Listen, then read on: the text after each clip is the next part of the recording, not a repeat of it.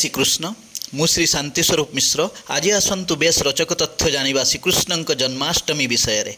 परित्राणाय साधूनां विनाशाय च दुष्कृतां धर्म संस्थापनार्थाय संभवामि जुगे जुगे। पृथ्वी रे जेतेबेले पापभार बढ़ीगला पृथ्वी क्रंदन करी भगवान विष्णु पाखक गला एवं तार दुख कहला। भगवान विष्णु सबु शुणी कहले मु तुम दुख को अंत करने को खूब शीघ्र वसुदेवंक घरे देवकींक गर्भरु जन्म नेबी कृष्णावतार रे।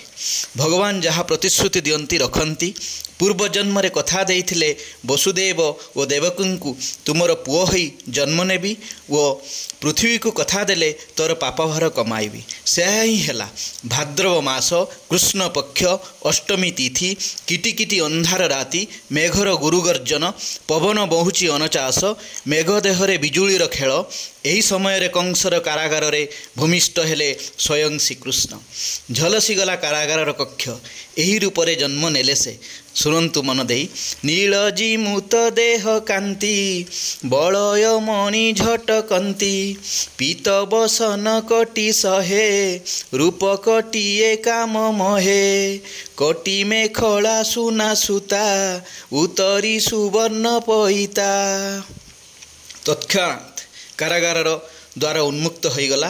भगवान निर्देश क्रमे वासुदेव मुंडाई चलिले गपपुर बाटरे पुरंत जमुना। तथापि जमुना भीतर को पशिले वसुदेव डाकिले तते ही तू ही रक्षा कर मुछार मनीष मातर। आज एतिकी यापर यार पार्ट 2 सुनिबे। राम दिन रे जन्म होइथिला बेले कृष्ण काहेकि राति रे जन्म हेले। कृष्ण जन्मदिन रे बा जन्माष्टमी रे आपण माने जेते कृष्णंकर नाम नेबे बा सुनिबे आपणकर पाप सेते क्षय हबो पुण्य सेते अर्जन हबो। कारण कृष्ण शब्द एक स्वयं संपूर्ण मंत्र मध्य। जय श्री कृष्ण। राधे राधे।